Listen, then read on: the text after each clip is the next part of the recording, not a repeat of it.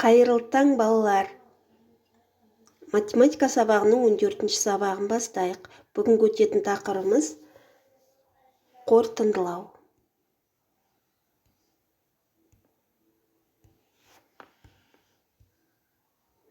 Балалар, бүгінгі сабақта біз сандар тізбегін қайталаймыз. Сандық сәуле туралы толық мағлұмат аламыз.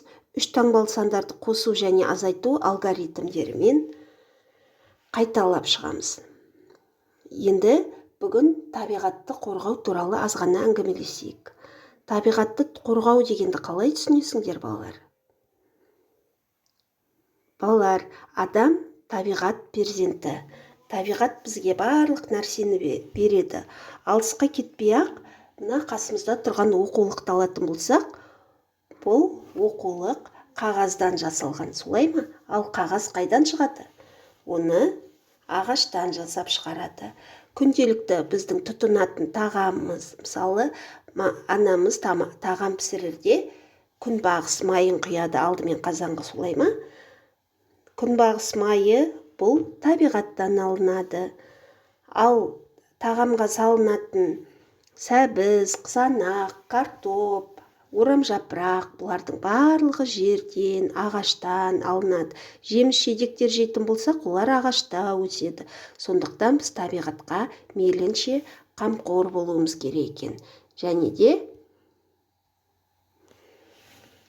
жыл құстарына, үй құстарына, барлығына да қамқор болуымыз керек екен. Балалар, енді сандық сәуле туралы мағлұмат алайық. Бұл күн сәулесі. Ал төмендегі қызылмен берілген. Бұл сандық сәуле. Сандық сәуленің санақ басы болады. Ең басталған жері бұл санақ басы. Және бірлік кесіндісі болады. Бірлік кесіндіні бір төрге жетіп алсақ болады, немесе екі төрге жетіп алсақ болады. Ара қашықтығы бірдей болу керек. Және де, балалар, санақ басын 0 әрпімен белгілейміз. Ал қалған сандарды, егер ол 10-ға дейінгі сандар болса, кескіндеп қоюға болады. Ал егер 100 бірдеңе деген сандарды көп сан болса, үлкен сан болса, тек қана қажетті санды белгілейміз. Енді сандық сәуледе теңсіздікті белгілеуді және шешімдер жиынын белгілеуді, штрихтауды үйренеміз. Қараңыздар. Мысалы, x артық 5-тен теңсіздігін алайық. Сандық сәуленің бойынан 5 деген санды табамын.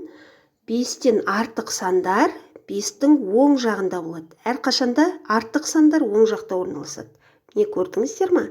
Мен жай қарындашпен жаймен штрихтап шығамын. Сонда міне осындай болды. Ал енді x-тің орнына шешімдер жиыны қандай сан болуы мүмкін? 5-тен артық сандар қайсылар?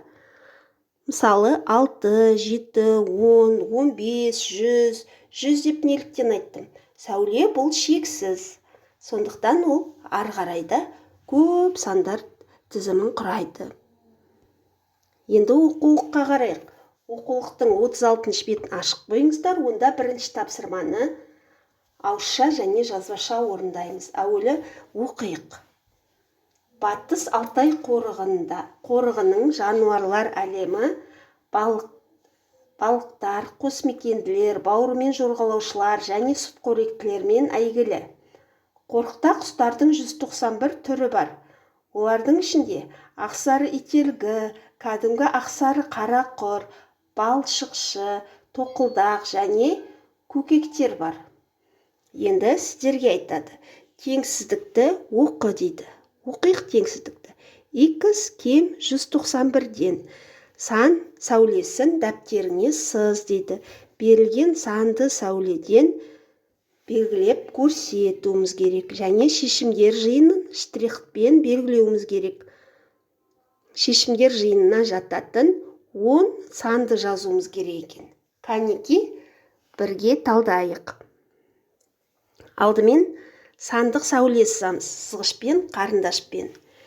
X кем 191-ден дейді. 191 сан бірлік кесінді ретінде салып отыратын болсам, сандық сәулеге сыймайды.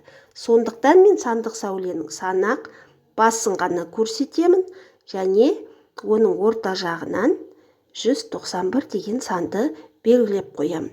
Енді жаңа бағана айтқанымдай, оң жақта үлкен сандар орналасады, сол жақта кіші сандар. Бұл жерде x кіші 191-ден дейді.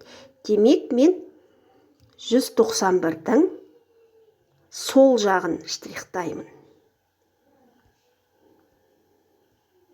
Не осылайша штрихтап шығамын.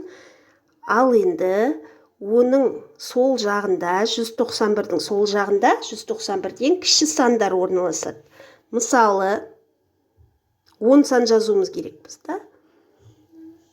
X тең 190, 189, 191-ден кіші сандар 180, 175, 160, 70, 51, 8, 3, 0-дің өзі де жатады 191-ден кіші өйткені.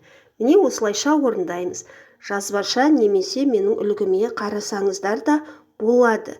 Өзіңіз қалаған сандарды жазыңыздар. Балалар, келесі номер 2 және 3 есептерді өз бетімізбен өздік жұмыс 36 бетте орындаймыз. Өрнектер жазып, олардың мәнін табуымыз керек.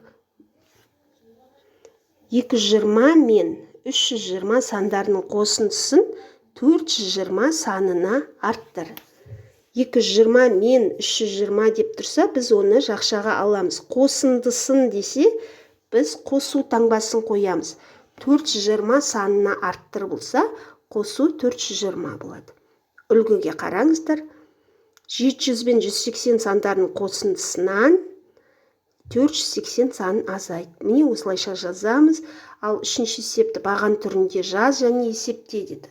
Оның тек қана 2 бағанын ғана орындай қойыңыздар. Міне осылайша үлгіге қарап отырыңыздар. Балалар, номер 8 есепте сандар қатарының заңдылығын тауып, оны жалғастыр. Келесі 3 санды ата. 202, 303, 404. Және қандай сандар болуы мүмкін?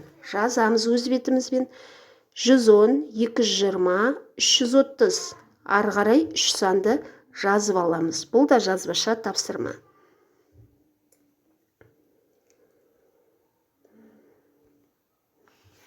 Балалар, сабақ соңында кері байланыс береміз. Немесе мына видеоның астына кері байланыс ретінде өзіміздің пікірімізді жазып кетеміз. Сабағымыз аяқталды. Сау болыңыздар.